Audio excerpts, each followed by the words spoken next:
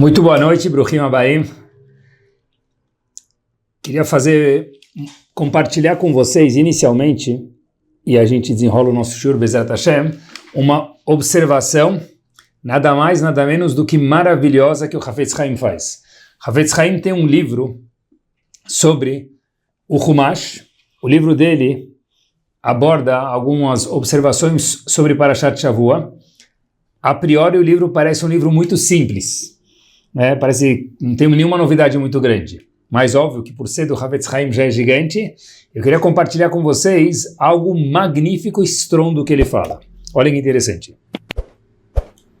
Em Parashat Vayera, no livro de Shemot, os Yehudim, quando estavam no Egito, eles tiveram uma Macá, 2 Makot, 10 Makot.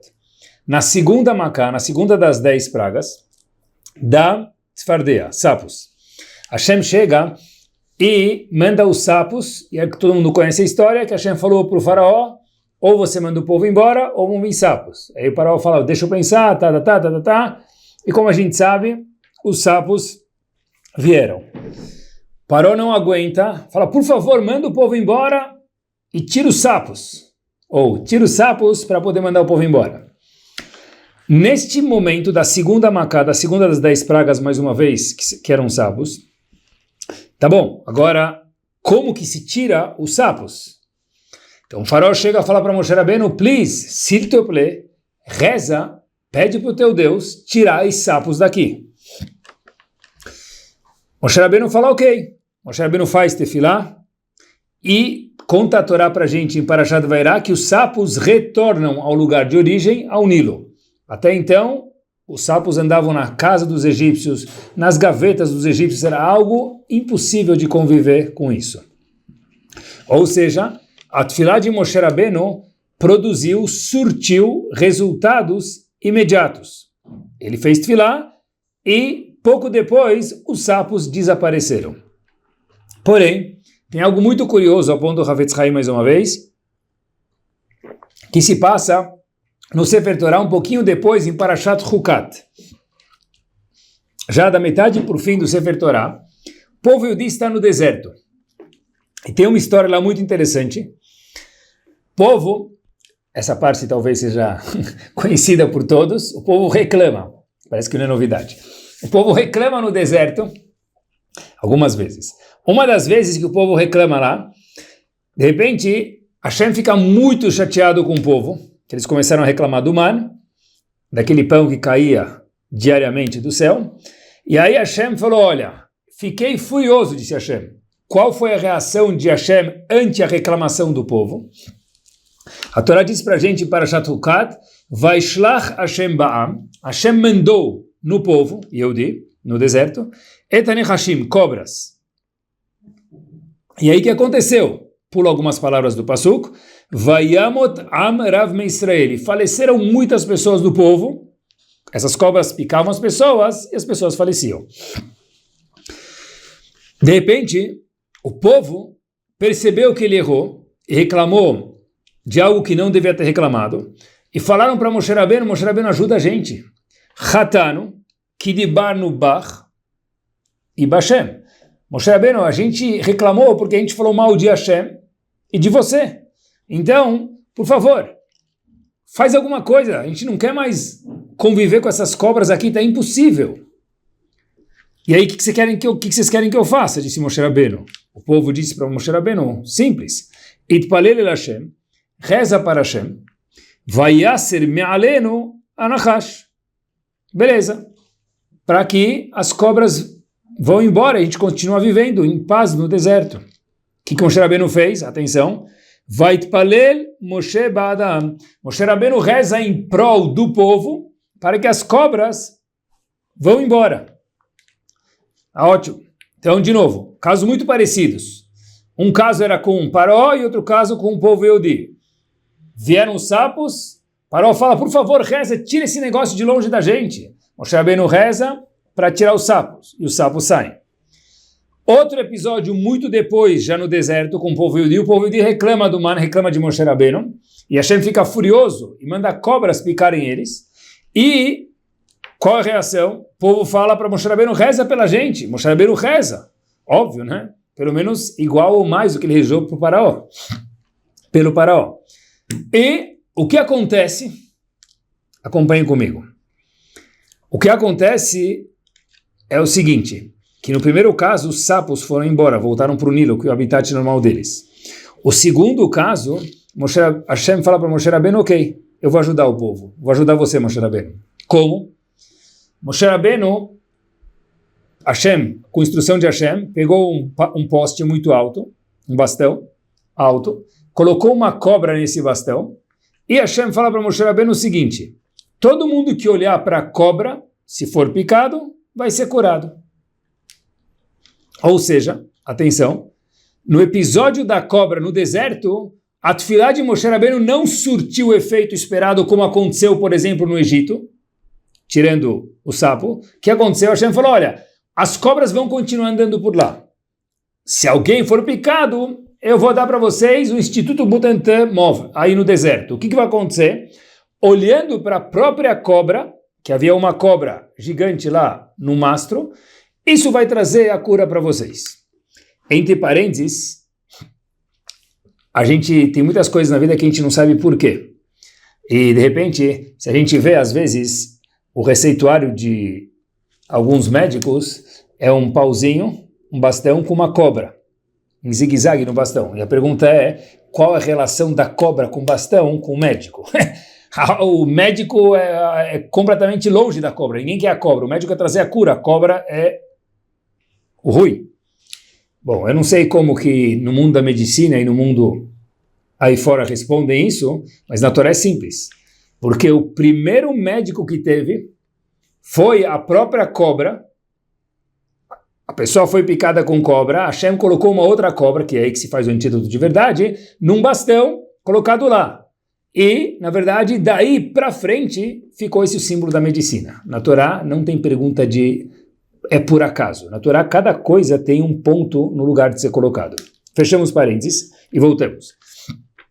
A pergunta é, Manishtaná, por que no Egito a tefilá de Moshe Rabbeinu surtiu o efeito imediato e no deserto não funcionou? No deserto as cobras continuaram lá, continuaram picando o povo, porém olhava e era curado. Por que a tefilá de Moshe Rabbeinu não surtiu o efeito de fazer, meus queridos, com o quê? Com que a cobra desaparecesse, igual no Egito. Pergunta o Havetz Haim. E se a gente olhar no comentário chamado Balaturim, eu dei uma olhada, em Parashat Hukat, quando fala desse episódio da reclamação do man, diz o Balaturim, que o povo, quando estava no deserto, reclamando do man, ele fala que Dibru Lashon Hara Laman, falaram Lashon Hara sobre o man. Agora ficou fácil. Olhem que interessante. Diz o Havetz Haim, olhem que forte, pessoal. Tudo tem cura. Até mesmo o faraó enganar Hashem como se fosse. O faraó fala, eu vou mandar o povo. Aí de repente, tá bom. Não, mas eu não vou mais mandar, mudei de ideia. Tô te enganando, Hashem. Aí o que acontece? Manda sapos. Não vou mandar o povo. Aí não manda. Quer dizer, ele está como se fosse brincando de braço de ferro com Hashem. Um descuido, assim, um desrespeito total. Mas isso, Moshe Rabbeinu pode fazer tefilá para tirar a segunda Macá. Porém, diz o Havetz Haim, quando se fala Lashon Hara de Moshe Rabbeinu, ou no caso do man, que na verdade se refere diretamente a Hashem, porque Hashem mandou o man, Hamotzi Lechem, Min HaShamayim, nesse caso, diz o Havetz Haim, tudo tem cura menos o Lashon Hara. Olhem que interessante. Óbvio que a não ser que a pessoa faça tchuvá. Mas olha que interessante. Diz o Havetz Haim, a mekatreg anivra milashon hara. A consequência que acontece pelo que a gente fala, porque a gente não vê nada, depois que a gente fala, a gente não vê nada, mas igual que tem átomos que a gente não vê, tem ondas do celular, da internet que a gente não vê, a fala gera uma repercussão normalmente maravilhosa, espetacular, estronda para o bem, e às vezes, infelizmente, quando a pessoa fala Lashon Hara, ao contrário. Então diz o Havetz Haim, mekatreg anivra milashon hara, a parte produzida pela fala do Lashon Hara, e efshar le'asiro, não tem como tirar. Então Moshe Rabbeinu, com a tefilá dele, não tinha como fazer isso, não tinha como remover aquelas cobras. O máximo que dava para fazer é deixar as cobras lá e produzir uma outra cobra que fosse o remédio que quando olhasse naquela cobra, daquele mastro que Hashem disse, aí teria a cura da cobra lá no chão que picou as pessoas. Ou seja, olha que interessante, já que falaram mal de Hashem, de Moshe Rabbeinu, aquilo não tinha como tirar, somente procurar uma cura para o que já existe. Já no caso do sapo, eles foram removidos 100% e como se nunca tivessem existido. Com isso, fiquei pensando um passo adiante, a gente aprende algo giant aqui. Qual é a maior mitzvah do mundo, meus queridos? A gente não sabe o valor de cada mitzvah, mas tem algumas dicas que a Hashem deu para a gente. E, obviamente, que todo Yehudi precisa saber isso. Qual que é a maior mitzvah do mundo? Qual é a maior de todas? Mega, ultra, hiper mitzvah. Qual que é a maior mitzvah do mundo? E a resposta simples é, a maior mitzvah do mundo é chamado Talmud Torah. Talmud Torah é o estudo da Torá. Essa é a maior mitzvah do mundo que existe. Cada palavra de Torá, ela é equivalente a 613 mitzvot. Cada uma palavra falada, escutada, prestada atenção, uau! Agora, por quê? Porque Hashem falou isso pra gente, Talmud Torah Keneged Kulam. Agora, olha que interessante. Cada uma das mitzvot, fiquei pensando, talvez seja uma razão também do porquê que Hashem contou pra gente, mas talvez tenha alguma coisa por trás aqui que a gente possa aprender. Me arrisco a dizer o seguinte.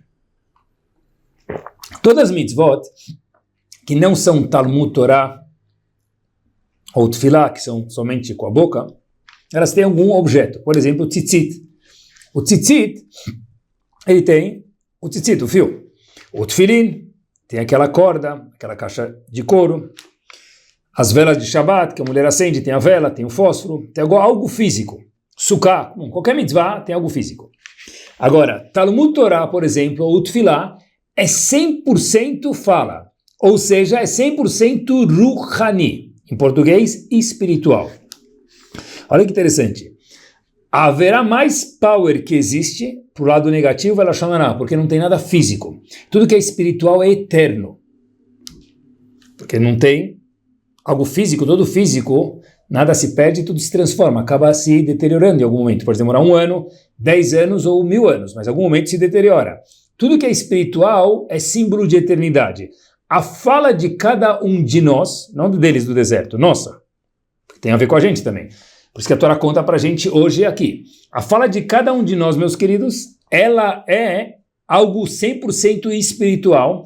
E por isso, talvez fiquem pensando que ela perdura para sempre. Por isso que a maior mitzvah do mundo é Talmud Torah, quando é usada para o bem. Por exemplo, o Hesed, né, quando é com a boca, dura para sempre. E a pior haverá do mundo é o Lashon Hará, porque não tem onde recair materialmente. Por conseguinte, algo espiritual. O que é espiritual é eterno. E se a gente pudesse comparar isso com algo um pouco mais próximo da gente, fiquei pensando quando eu estava preparando o shiur, eu acho que esse exemplo condiz legal. É o seguinte, tenta imaginar aquela festa maravilhosa, bom? Pode ser a nossa, pode ser a que a gente foi de algum colega, pode ser uma festa maravilhosa, pode ser bar mitzvah, aniversário, casamento, algo assim, uau! Show! Amigos, comida, decoração, música, estava tudo, olha, espetacular. Daí para cima. Tudo majestico. Só que tinha um probleminha pequeno na festa. Acompanhe comigo. Tinha um ralo, me permita um exemplo, entupido na festa. Tá bom? Tenta imaginar esse cenário, eu fiquei pensando. Um ralo entupido na festa, e esse ralo, quando está entupido, o cheiro do esgoto sobe do ralo para a festa.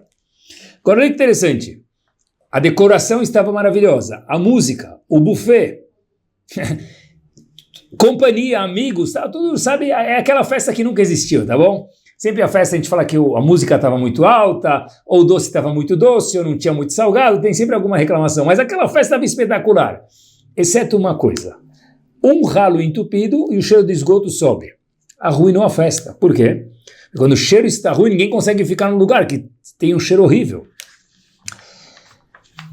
A palavra de cada um de nós é o perfume, ou me permitam, o esgoto da festa. Cada um de nós, quando usa a boca de uma forma produtiva, é aquele cheiro assim, perfumado. Aquele ar maravilhoso, gostoso. Não em excesso, gostoso. Ah, que delícia! Em Sfaradi, como a gente responde, como a gente representa isso? Oh, esse algo gostoso. Agora, quando é usado para o mal, no caso de hoje, Lashon Hara, é o esgoto que sobe, que por mais maravilhoso que seja a pessoa, com mitzvot, com tudo, e óbvio que Hashem conta tudo e não desmerece nada, mas a festa fica incômoda. Não dá para ficar lá. Por quê? Porque o esgoto sobe e cheira mal. Não é à toa que fiquei pensando, todo mundo que a gente vê na nossa frente é safek sábio, safek inteligente. Normalmente a gente vê uma pessoa na nossa frente e a gente assume que ele é inteligente, ou ela. Até que o que, meus queridos? Muitas vezes, até que a pessoa abre a boca. Na hora que abre a boca, a gente fala, ai, por que foi falar? É melhor ter ficado quieto que a manter a reputação inicial. Na hora que abriu a boca, perdeu ela. Óbvio que na dúvida, às vezes, a gente tem que ficar quieto. Mas, por que isso? Porque a boca, ela representa o íntimo da pessoa. A cara, a mão, o físico que a gente vê da pessoa, isso é o externo dele. Né? Agora, como a gente sabe quem é a pessoa, o que ela pensa? Conforme o que ela fala. Uma pessoa que pensa coisas legais, fala coisas legais. Uma pessoa que está azeda, ela fala coisa azeda. Ou seja, o falar da pessoa, o palavreado da pessoa, o que nós dizemos é o nosso íntimo. Chovat Levavot fala que a fala, ela é a caneta do coração. É como o coração escrevendo algo no mundo. Porque a pessoa normalmente fala o que ele pensa. Se a gente for olhar, por exemplo, é importante observar algo que muita gente não sabe, que a Torá desaprova 1000% um conceito chamado palavrão. Óbvio que a pessoa pode usar mais gíria, se ele quiser, que não for indelicada. Óbvio que a pessoa pode falar de um jeito mais próximo com um amigo, certeza que sim. E óbvio sempre com um sorriso espetacular, que é sempre aprovado pela Torá. Mas o palavrão, ele é completamente reprovado pela Torá. Agora, qual que é o problema de falar palavrão? Porque a Gemara conta pra gente que é muito grave no começo do tratado de Ketuvot. Mas fora isso, queridos, porque o palavrão, ou junto com isso, o palavrão, na verdade, ele expressa que uma pessoa que fala palavrão é uma pessoa suja. Como que a gente sabe? Porque a pessoa fala o que tem dentro dele. Ou seja, o palavreado da pessoa é a expressão do íntimo da pessoa.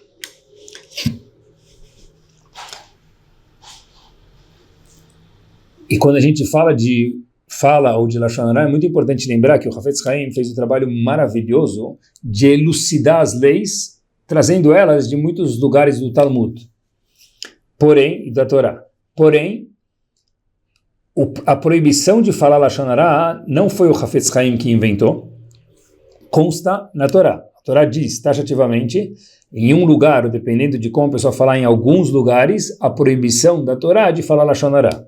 Se fosse o Hafetz Haim também seria, óbvio, muito respeitado, mas o Hafetz Haim explicou o que Hashem disse para a gente sobre Lashon Hara. E agora, eu queria dar mais um passo para vocês. Existe um Midrash famoso, sobre um famoso Teilim, é o seguinte, eu acho que o Midrash também é famoso.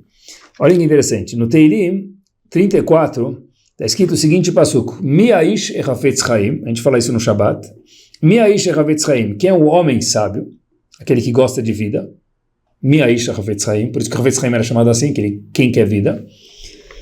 E Netzor, termina o passuco dizendo, Netzor Leshonecha Merá, não fale Lashon Hara. Esse é um passuco. Então o Midrash conta pra gente o seguinte, acompanhe comigo um Midrash muito famoso, que havia um vendedor ambulante, chamado em hebraico Rochel, vendedor ambulante. Ele estava rodando por uma cidade chamada Tzipori, e diz o Midrash pra gente, e ele andava na rua, quem quer vida? Quem quer vida? Em vez de gritar Pamonhas de Piracicaba, ele gritava quem quer vida? E de repente, quem quer vida? Quem quer comprar o antídoto aqui para a vida? Óbvio que lotou de gente, quem não quer viver mais. Então, foi lá esse vendedor e falou, Mi Aish Hafetz Haim, quem quer vida? Ele termina o passuco dizendo, Netzor Leshonecha Merá, cuida para não falar Lashon Hara. Rabi Yanai, quando viu esse vendedor passando, lá em Tzipori, mais uma vez contando o Midrash, ele fala, grande Rochel, grande vendedor ambulante. E aqui termina o Midrash. É verdade que o Midrash não tem pontuação, como a gente sabe, mas Eu, se fosse ler o Midrash sozinho, colocaria um ponto de exclamação. Eu, de uma forma sarcástica, talvez teria. Rabenai dizendo, grande Rochel. Mas o que você fez? O vendedor não falou nada. Você chegou lá, pensei que ia dar um remédio, uma segulá para parnassá, uma segulá para vida longa, não é? Alguma coisa. Frita 3 alhos, coloca azeite na orelha, dá 2 cambalhotas que você vai ter o lamabá e vai ter o lamazé. Ele não fez isso. Quem quer vida, disse o vendedor. Ele falou, Habibi, você quer vida? Mia Ishe Chavetz Chaim, leu um passuco famoso do Teilim. Você quer ter vida? Faddal. Terminou o passuco do Teilim para todo mundo, cobrou o ticket lá, falou, agora eu vou te dar a resposta, o antídoto para a vida. Netzor leshon echamera. Não fale mal dos outros, não fale lashon hara. Espera aí, é enganação isso. Ele só leu um passuco do Teilim. Como que ele cobra dinheiro por isso? Qualquer um podia ler o passuco do Teilim. O que ele inventou de novo? Ele só falou que 4 mais 4 é 8. Por que Rav Yanai, quando escutou esse vendedor ambulante, falou, uau, esse é o cara.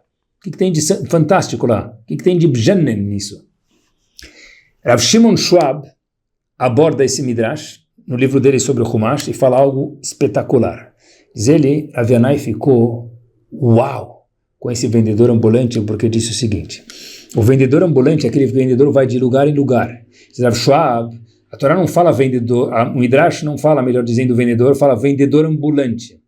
Por que o Midrash entra no detalhe que ele é vendedor ambulante? O que muda para a gente? Diz Rav Shimon Schwab algo magnífico. O seguinte, o vendedor ambulante ele vai de cidade em cidade, então não existe pagar fiado. Porque até ele voltar na próxima vez, vai saber quando ele vai voltar para aquela cidade. Não é uma lojinha, ele passa com um carrinho lá, vai para outra cidade e volta para cá daqui meses ou anos. Então é à vista, não existe fiado. Pode ser Pix também, tá bom? Mas não existe fiado. Então olha que interessante.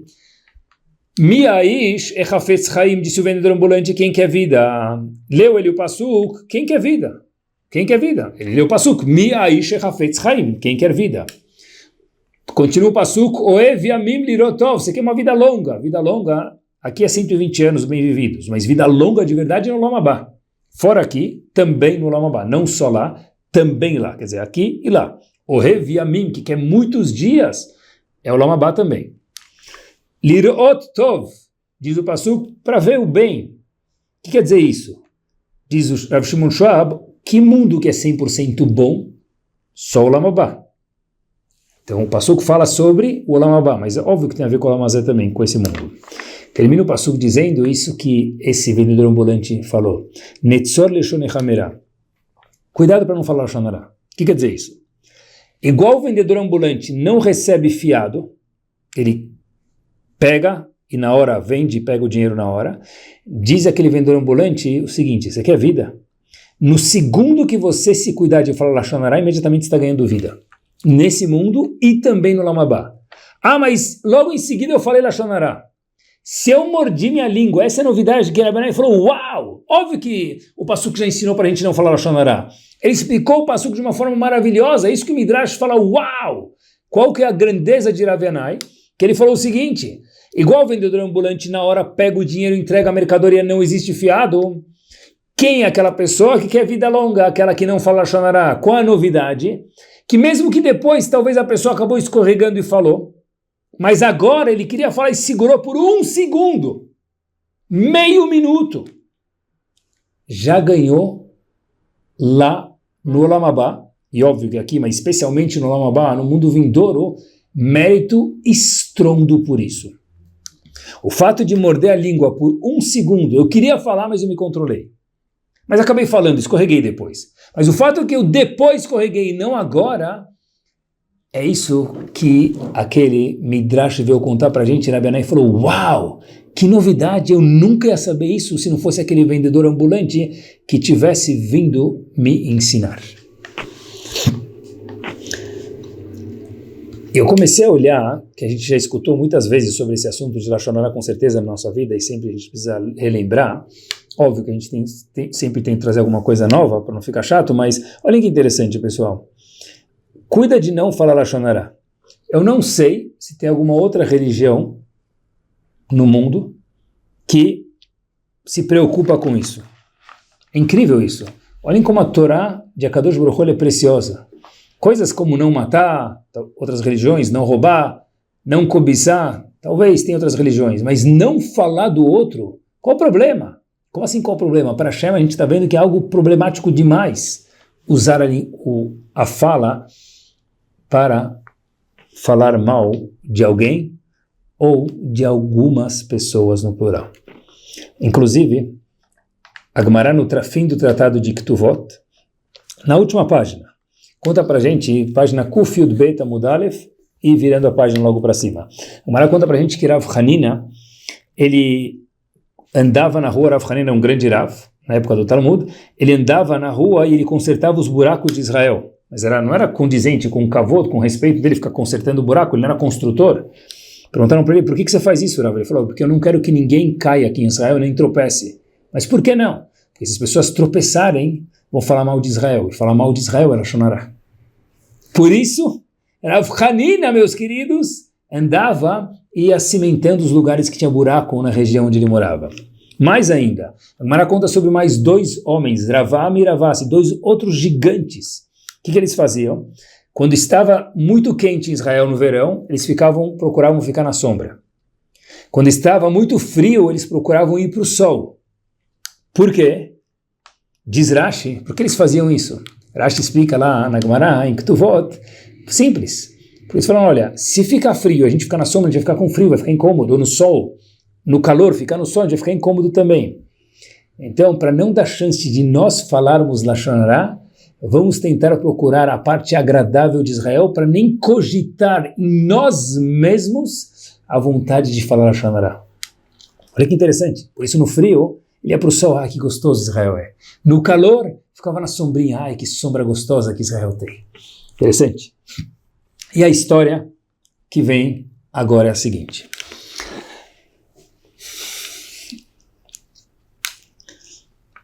História verdadeira, 2 nomes aleatórios, mas história verdadeira. Moshe, 2 personagens, lembrem dos nomes. Moshe trabalhava com construção semana inteira, tinha um dia que ele gostava muito, chamado Shabbat. É um dia tranquilo, ele rezava muito cedo no Minyan Netz, o Minyan que reza com o nascer do sol muito cedo.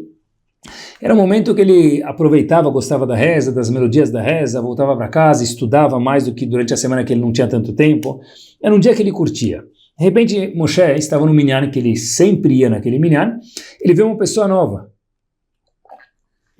Só que, essa pessoa chegou naquele Minyan com uma caneta no bolso no Shabat.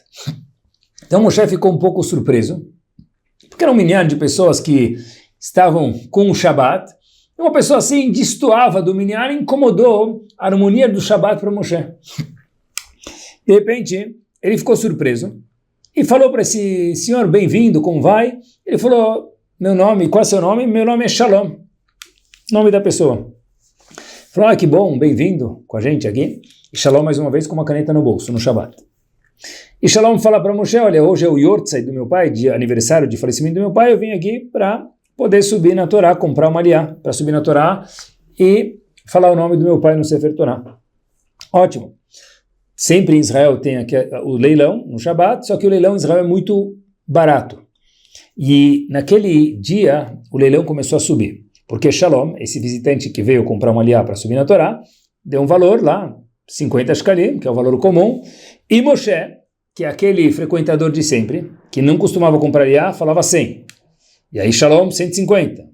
Moshe 300, e foi subindo até que as aliot subiram, chegaram ao valor de 2.000 shkalim, algo nunca visto naquela sinagoga, especialmente para um Shabat. Moshe, aquele frequentador de sempre, falou o seguinte, olha, eu nunca compro aliá, mas falou para si mesmo, eu vou comprar essa semana, porque eu não quero que alguém que faça Hilul Shabat sobe com uma caneta no bolso no Sefer Torá, não condiz, nem com Hashem, nem com esse minyan. E Moshe compra aliá por 2.000 shkalim. Ele sobe no Sefer Torá, ele desce do Sefer Torá, só que ele ficou um pouco preocupado, que, coitado, aquele visitante Shalom veio aqui na sinagoga e acabou não comprando aliá. Ele falou, eu preciso ser educado com ele. Ele falou, olha, Shalom, eu queria te contar uma coisa. Tomara que a Neshama do seu pai, a alma do seu pai, tenha uma aliá, uma elevação. Aí ele fala, muito obrigado. E Shalom retruca para Moshe, que é a pessoa que comprou a aliá, e fala para ele, olha, tomara que a alma dos seus pais também tenha uma aliá, porque você subiu no Sefer Torá. Aí Moshe ficou confuso, falou, meus pais? Eu tenho pai e mãe. Falou, é que quando eu vi você brigando comigo para comprar liá, eu pensei que você também tinha yortzeit, aniversário de falecimento dos teus pais, então você comprou liá, desculpa. Falou, na verdade é o seguinte, eu tenho pais vivos. Falou, então por que você brigou tanto por essa liá? Por que você não me deixou comprar? Moshe falou, olha, sinceridade antes de tudo. Shalom, quero te contar uma coisa. Eu quando vi você com essa caneta no bolso, me incomodou muito. Eu falei, olha, eu não vou deixar alguém que é Mechalel Shabbat assim na lata, sem vergonha nenhuma, profana o Shabbat com a caneta no bolso e lá comprar liá. Aí Shalom fala, eu? Caneta no bolso? Fala, sim. Aonde? Falou, aqui. Bolso da tua camisa. Ele olhou e falou, o que aconteceu? Falou, eu já sei o que aconteceu. Uau, deixa eu te contar. Diz, atenção, aquele visitante de Shalom, para aquele frequentador assíduo daquela sinagoga Moshe, o seguinte, eu não moro aqui perto, mas meu pai fez tefilá aqui durante muitos anos antes de ele falecer. E eu falei, eu vou passar Shabbat nesse bairro, longe da minha casa, para poder comprar um aliá e subir e lembrar meu pai na sinagoga onde ele rezava. Só que para isso eu tive que dormir na casa de um familiar meu. E me colocaram no quarto de um sobrinho meu. E o quarto era pequeno. E eu saí muito cedo para rezar Netz, no nascer do sol, como vocês rezam aqui. E eu não podia abrir a porta do banheiro, nada para pegar luz. Eu peguei a minha camisa que estava do lado da cama. Agora eu entendi que eu acabei pegando a camisa errada, que eu usei sexta-feira, quando eu cheguei lá antes de tomar banho para o Shabbat, e deixei a minha camisa branca do Shabbat, por confusão, em cima da cadeira. Nesse momento, meus queridos, Moshe olha para si mesmo e diz, puxa vida, desculpa então, que eu pensei mal de você. Shalom fala, não tem problema, você não tinha de onde saber. E Moshe fala para Shalom, puxa vida, isso de verdade, o fato de você não ter ficado chateado comigo, que eu pensei mal de você, isso sim, mais do que subir no Sefer Torah, é uma liá, uma elevação para nem chamar dos seus pais. Eu, quando vi essa história, eu falei, uau, talvez, meus queridos, por trás do Lashon Hara, Hashem está falando para a gente o seguinte, cada um fala o que pensa. Hashem fala, quero pedir um favor para vocês, meus filhos, e Eudim, homens e mulheres. Por favor, não falem mal dos outros. Através de a gente exercer na parte externa, isso conserta a nossa parte interna. O quê? Procura olhar a parte boa. Dentro de um dia nublado tem um pouco de sol. Dentro de um homem com uma caneta, pelo menos pergunta, tem uma caneta aí, tá hoje é Shabbat. Não vai já sair correndo, pulando, falando mal. A verdade é que quando a gente se acostuma a falar Lashon Hara, pessoal, a gente acaba virando uma pessoa limonada, azeda. Se a gente pegar uma pessoa que ela está produzindo, uma pessoa feliz com a vida, uma pessoa feliz com Hashem, feliz consigo mesmo, é muito difícil conseguir tirar um Lashon Hara dela. Eu repito, tiro e queda, é difícil. Você fala Lashon Hara, ela não sorri, não interessa, dela não sai nada. Por quê? Porque ela está bem, não precisa falar mal dos outros. Alguém que é doce transborda açúcar. Alguém que é azedo transborda Lashon Hara. Da história a gente viu, olha com um sorriso, dá uma chance primeiro. A pessoa chegou cedo na sinagoga, adaptando isso para os nossos dias, querem ver? A pessoa chegou cedo na sinagoga. A gente já pensa, o que aconteceu lá em casa, hein? Se ele acordou muito cedo, alguma coisa estava errado lá à noite. A pessoa chega à tarde na sinagoga, o que acontece? Todo mundo bate o relógio e mostra para a pessoa, ó que oração, hein? Isso é hora de chegar no Knis, na sinagoga? Bom. Ou, outro exemplo. Rabino, da sinagoga, da onde for, que cada um frequenta, tem carro, tá com um carro mais velho. Todo mundo fala, que vergonha, o Rabino andando com um carro desse, tudo largado, parece, né? Vai saber o que é. Aí o Rabino troca de carro e compra um carro novo. Opa! Opa! Desvio de verbas. Então, de novo, não tem onde encaixar. Porque quem é azedo no carro velho vai reclamar, no carro novo vai reclamar. Quem é azedo quando chega tarde vai reclamar, quando chega novo vai reclamar. Quem é azedo, coitado do gabá e do ar-condicionado, está muito frio, muito calor, nunca está bom. Do kiddush, de tudo. Né? Quem é azedo quando vai na festa do amigo que ele não pagou nada, não preparou nada, foi de visita, colocou a gravata, ploft, mergulhou na festa, curtiu a música, o valet parking, o buffet, tudo do bom e do melhor, curtiu. Aí ele chega a ver a festa muito chique, ou ela, tanto faz. O que fala? Que desperdício de dinheiro, gastar tudo isso numa noite. Puxa vida, falta de respeito, muita gente morrendo de fome aí na rua. E aí ele vai na festa no dia seguinte. A festa estava mais simples, como ele gosta. Ele fala, puxa vida, essa festa simples, eu acho que o dono da festa quebrou. É melhor todo mundo ficar preocupado aí, não vender mais mercadoria para ele porque quebrou. Mas de novo, é Hilul Hashem fazer uma festa tão simples assim. Mas de novo, pessoal, o chique é chique, o outro é aiba, é feio. Então, aonde está o bom? A resposta é que o bom está dentro de cada um de nós, não está na festa. Quem ele é sorridente, é ensolarado, quem não é, tem que virar, esse é um trabalho na nossa vida, que errar é normal, mas o importante é trabalhar para consertar, vai ver em toda a festa, vai ver em todo o carro, vai ver em toda a situação de chegar cedo ou tarde na sinagoga, não tem nada a ver comigo. Por que eu preciso, meus queridos, julgar a festa do outro? Por que eu preciso dar um comentário sobre quem chegou tarde ou cedo? Não é da minha conta, eu não pago as contas dele, eu não durmo na casa dele, eu não sei o que ele ou ela estão passando. O que é da minha conta? Né? Se for olhar, procura o sol. Não precisa olhar. Se quiser comentar, dá um like, um comentário lá, procura o sol. Se não, na dúvida, be quiet. Se não tem a ver com a gente, por que falar? Quando a gente vê pessoas falando mal de Bnei Israel, pode ser da Kashrut, pode ser da sinagoga, pode ser do rabino. Pessoal, por favor, acompanhem comigo. Né? Eu acho que a gente tem que pensar um pouquinho diferente. Eu sei que dá vontade de falar, e é um Yetzirará, e de novo, a gente erra às vezes, e é normal. Mas o anormal é continuar errando e não tentar consertar. Olha só que a gente tem que pensar. Puxa vida, dá para olhar para o mesmo povo, o nosso povo, diferente. Olha que povo comprometido com mitzvot. Vai nas sinagogas, vê quantos minyanim tem por dia. Olha que maravilha. Tem centenas de pessoas aqui, e milhares no mundo, que tem que abrir mão de dormir mais cedo, abrir mão de fazer ginástica às 7 da manhã, porque primeiro precisam rezar. É incrível isso. É maravilhoso.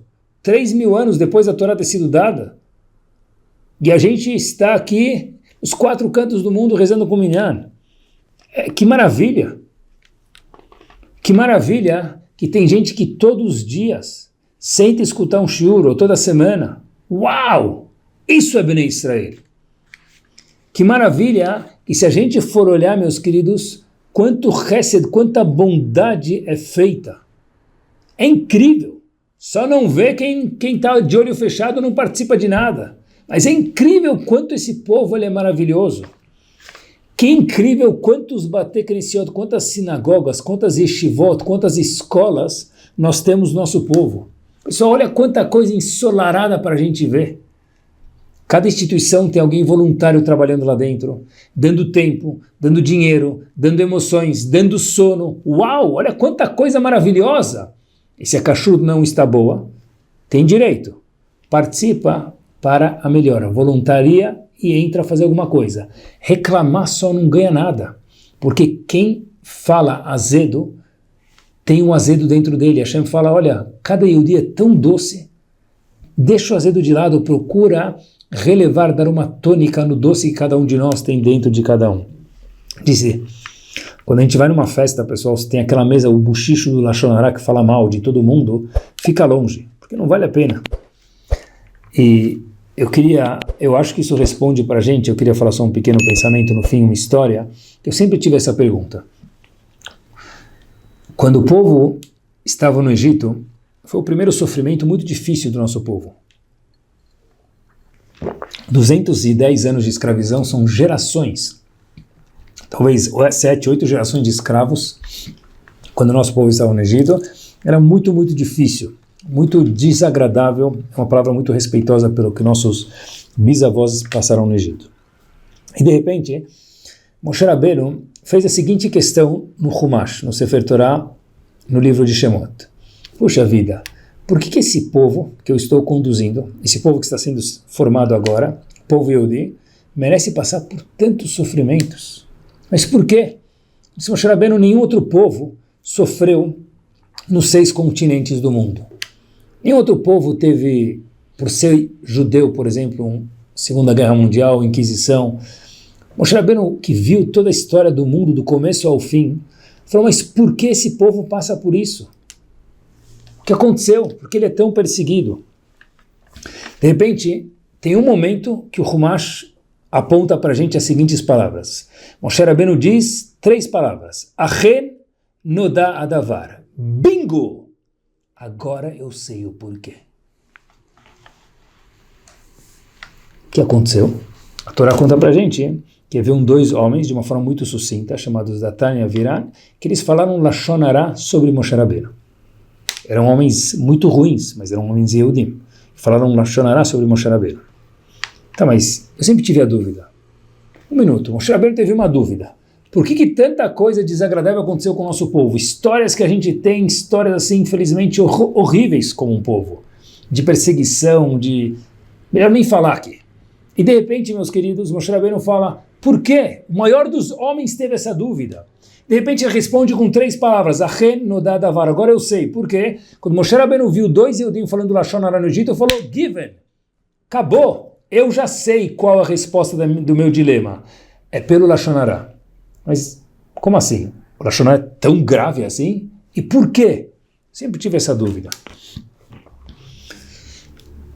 Um dos dias, estava estudando o livro de Lashon Hara do Havetz Haim, que eu tento brilhar dele estudar um pouco cada dia, que é muito importante, porque a gente só consegue cuidar da nossa fala se a gente lê, lembra, aprende.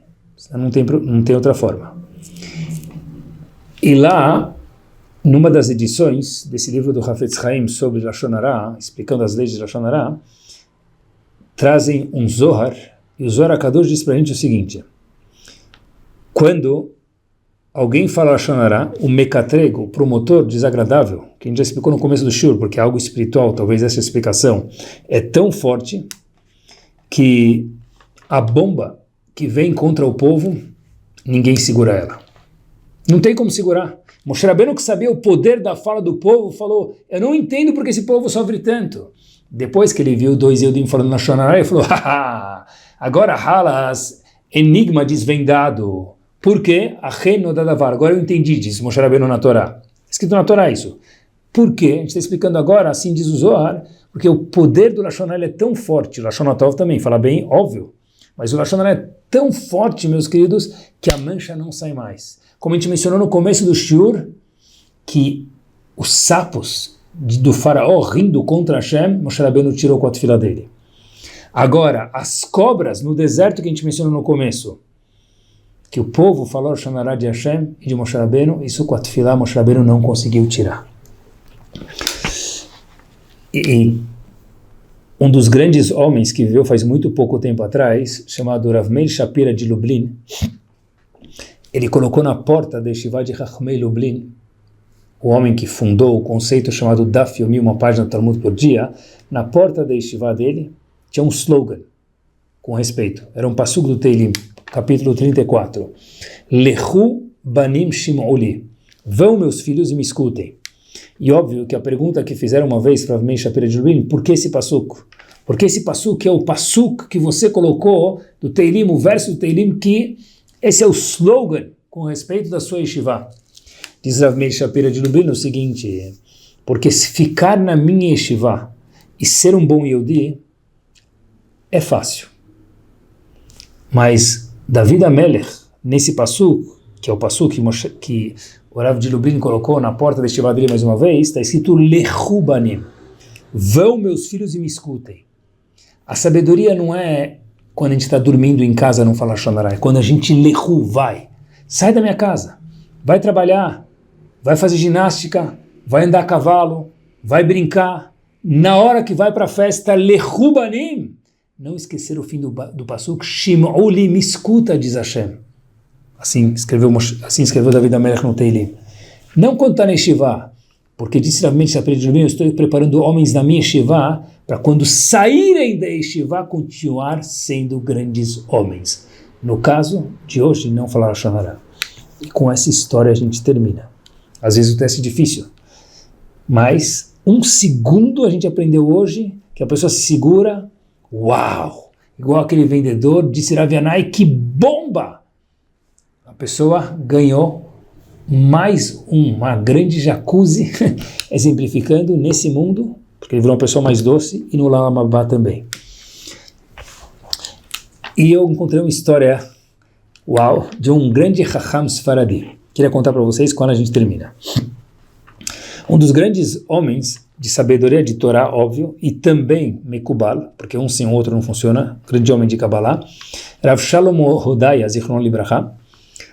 Ele foi o pai do Rav Ovadia Hodaya, Zichron Libraha, que eram grandes homens na história da literatura do mundo, Sfaradi em especial, no mundo da Torá, de estudo, e especialmente também no mundo da Kabbalah. Ele morava em Halab, Rav Shalom Hodaya morava em Halab, em Alepo, e de repente ele achou que era hora de ir embora de lá, de Halab, para Jerusalém. A congregação dos Halabim, que já moravam em Jerusalém na época, ficou tão feliz, falou, olha, quem vai aqui ajudar a comprar uma casa? E na verdade todo mundo se voluntariou para um grande homem desse, comprar uma casa para ele era igual quase que construir um Mishkan, um Bet HaMikdash para Hashem. E eles falaram, olha, a gente vai comprar uma casa para ele aonde? No bairro dos Bukhari, que lá, na época, tinha casas maiores, mais novas, mais bonitas. E começaram a arrumar. E de repente, Rav Shalom Hodaya falou para as pessoas de Jerusalém, olha, se vocês forem me perguntar onde eu quero uma casa num bairro chamado Ohel Moshe. E aí o pessoal do comitê de Halabim, que morava em Jerusalém, falou, claro, se o Rav quer, o que o Rav quiser para a gente é o maior prazer. E foram lá, procuraram tal, e acharam lá casas muito mais velhas, menos bonitas, mais, assim, menos limpas. E de repente falaram para o Rav, olha, a gente procurou num bairro para o senhor e procurou nesse que o senhor pediu. O outro bairro dos Bukharim que a gente procurou, aquele bairro tem casas mais bonitas, mais amplas, mais alegres. Aqui é casa escura, pequena, meia suja. Ele falou, olha, é isso que eu quero, no bairro chamado Ohel Moshe. Tá bom? Então perguntou o comitê para ele, ok, compraram e falaram para ele, Rav, Lesh, why, pourquoi? Por que você quer a casa nesse bairro? Diz... Pessoal, olha que interessante. Rav Shalom Hodaya é o seguinte, esse grande homem da sabedoria do mundo de Torá, especialmente da Kabbalah, olha o que ele falou para a gente. Falou, olha, no bairro dos Bukharim, todo mundo fala árabe quase. E eu, vindo de Halab, falo árabe melhor do que todo mundo, junto com todo mundo. Eu, onde estiver, vou entender o buchicho e o papo. Eu quero para ir nesse bairro, que é um pouco mais simples, eu sei, mas não faz mal, chamado Ohel Moshe. E lá todo mundo fala esse idioma chamado ladino. E eu não entendo nada de ladino. Eu prefiro não entender o que todo mundo fala. Só o que tem a ver comigo, o que tem a ver que eu posso ajudar as pessoas e daí por diante. É isso. É parte da nossa avodá. Não precisa saber de tudo. Não precisa saber quem ficou noivo antes do noivo ficar noivo. Não precisa saber toda a festa quanto gastou, cada reforma quanto pagou, o carro dele, quanto ele comprou, o sapato dela, quanto ela pagou, não é da minha conta. Olha, eu prefiro às vezes ir num bairro que fala um ladino, porque eu falo árabe. Eu não quero saber de tudo e de todos. Eu quero ser uma pessoa que vive bem com os outros, uma pessoa sorridente, uma pessoa que procura o sol dentre as nuvens. Que exatamente a gente possa ver muito sol nas nossas vidas, nas vidas dos outros, e lembrar que o Lashon HaTov, aquela palavra bonita, aquela palavra encorajadora, que a gente sempre tem, se a gente quiser, ela que é a expressão maior de cada Yehudi que tem a coisa mais doce do mundo, que é a Neshama, que é um pedacinho de Hashem dentro de cada um de nós. Ótima semana, semana doce, semana de muito tov para cada um de nós.